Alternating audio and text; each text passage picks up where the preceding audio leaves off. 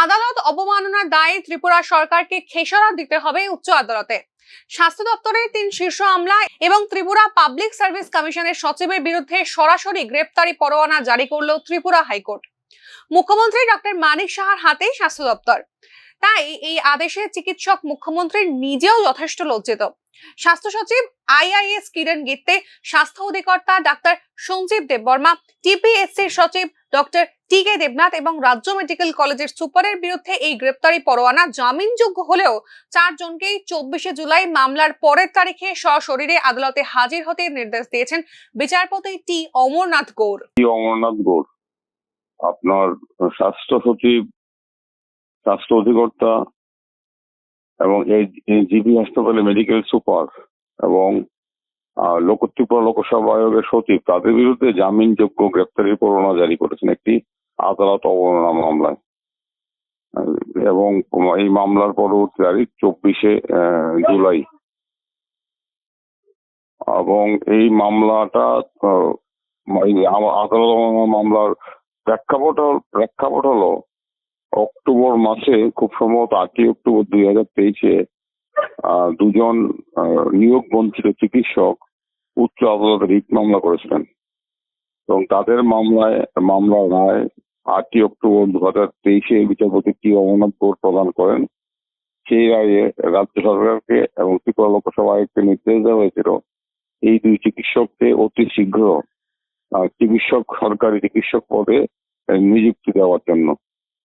এবং রায়ে উচ্চ আদালত সুস্পষ্ট উল্লেখ করেছে যে 2021 সনে স্বাস্থ্য দপ্তর 168 জন খুব সম্ভবত চিকিৎসক নিযুক্তি প্রক্রিয়া শুরু করে। সেখানে নিযুক্তি প্রক্রিয়ার পরে দেখা গেল 8টি পদ শূন্য রয়েছে, খালি রয়েছে, ভ্যাকেন্ট পোস্ট 8টি রয়ে গেছে।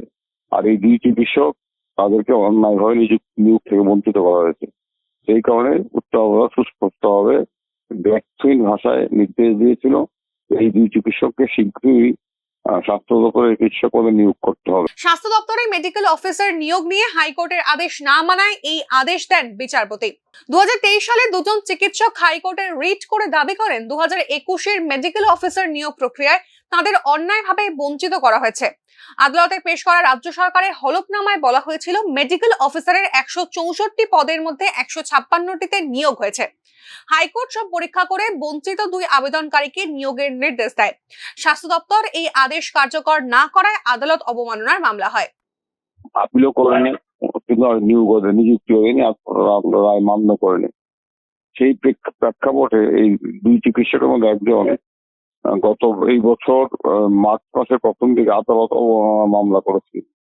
এই মামলায় স্বাস্থ্য সচিব কিরণ কুমার গিত্তে, খুব সম্ভবত নাম, স্বাস্থ্য অধিকর্তা ডাক্তার সঞ্জীব দেববর্মা এবং জিবি হাসপাতালের সুপার, মেডিকেল সুপার খুব সম্ভবত ডাক্তার শঙ্কর চক্রবর্তী, আর ত্রিপুরা লোকসভা আয়োগের সচিব কি এক সিনহা, আর কি নামটা আমার থেকে মনে আছে, দেবনাথ বোধহয়, যাই হোক, এই 4 জনকে আদালত অভিযুক্ত করে মামলা। এরপরেই হাইকোর্ট নোটিশ ধরায় 4 জনকে। 2 জুলাই স্বাস্থ্য দপ্তরের উপসচিব জানান নিয়োগ হবে না, কারণ পদ খালি নেই। আবেদনকারীদের আইনজীবী পুরুষোত্তম রায় বর্মন আদালতে বলেন 8টি পদ খালি আছে জেনেই হাইকোর্ট নিয়োগের নির্দেশ দিয়েছিল। সরকার আদালত অবমাননা করেছে, তারপরেই ওই গ্রেপ্তারি পরোয়ানা জারি করে high court. Bureau report, news now.